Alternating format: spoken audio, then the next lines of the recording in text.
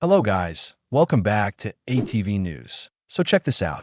I swear I did this video last year. And here we are again with the 2025 edition of the highest paid female athletes. And of course, for the sake of this channel, we're zeroing in on one name, Caitlin Clark. Now, here's the wild part. Out of the top 15 female athletes on the entire list, Caitlin Clark is the only WNBA player who even made the cut. That means Angel Reese. Yeah, she's somewhere below the $10 million mark, not even close to cracking the list. And if you're wondering, who comes in at number 2 among team sport athletes? That spot belongs to Sabrina Ionescu. But number 1, no surprise, Caitlin Clark is sitting all the way at the top. Now here's what makes it even crazier. This ranking includes everything: salaries, prize money for tennis, winnings for golf, all of it. But in Caitlin Clark's case, almost every dollar comes from endorsements. Because as we all know, the WNBA's salary is basically pocket change compared to the massive attention and marketing power she brings in. Caitlin really is carrying the whole league into a different era financially. So this is Sportico that put the list together. Money is pouring into women's sports with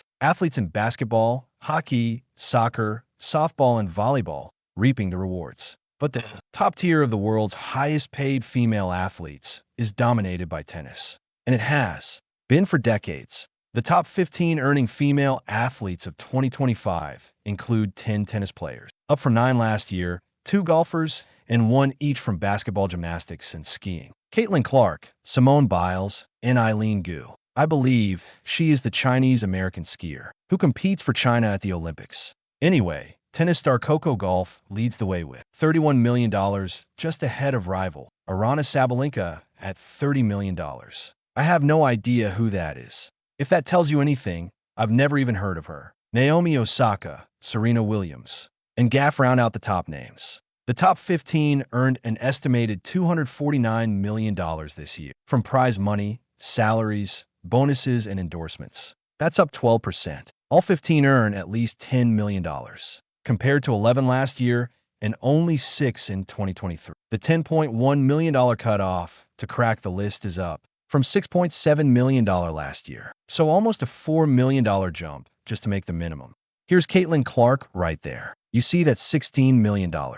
She came in 6th among all female athletes. She's the only one from a team-oriented sport. Almost all of her earnings come from endorsements, which is also true for skier Eileen Gu. Most of these athletes' earnings are endorsement heavy. Coco Gauff had $8 million on court. Sabalenka had $15 million.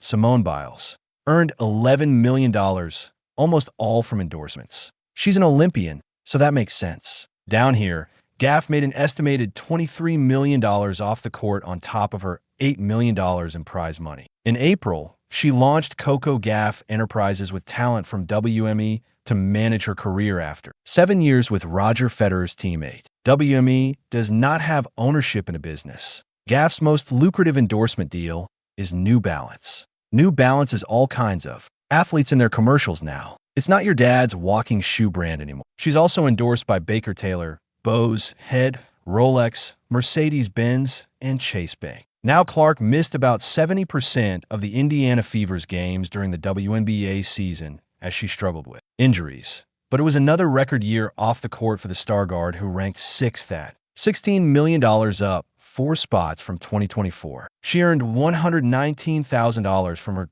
WNBA salary and bonuses. Clark's college career at Iowa ended in an NCAA title loss to South Carolina in April 2024. A year later, she was drafted to the Fever. She continued to add endorsement partners. This has been the first full year of those contracts, which helped boost her off-court income from $11 million to $16 million. One of her new partners is Stanley. I didn't even realize she had an agreement with them. Clark is the only team sport athlete to make the list with New York Liberty. Point guard Sabrina Ionescu falling just short. If this is accurate, that means Ionescu was somewhere just under the $10 million mark. Interesting. That also means Angel Reese didn't make the top 15 at all.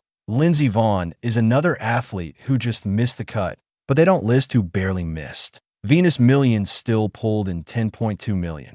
Simone Biles at $11 million. Pretty unbelievable. Scrolling down, here we go. In August, Nike announced that Clark is their latest signature athlete with a signature logo apparel collection and a signature sneaker debuting in 2026. She joins Asia Wilson and Sabrina Ionescu as the only active WNBA players. With signature shoes, Clark's other sponsors include Gatorade, State Farm, Wilson, Panani America, that's trading cards, Hy-Vee, Xfinity, Game Bridge, and Lily. All right, guys, let's talk about something that really jumped out at me when I was digging through this list. Because honestly, when you look at all these endorsement deals, only about 3 companies are the ones we consistently see pushing content out. Really and truly, it's the same few brands every time. Wilson is on here, and of course, that makes sense. Nike is here too. Although to be completely honest, I still don't think Nike pushes Caitlin Clark nearly as much as they should. They've got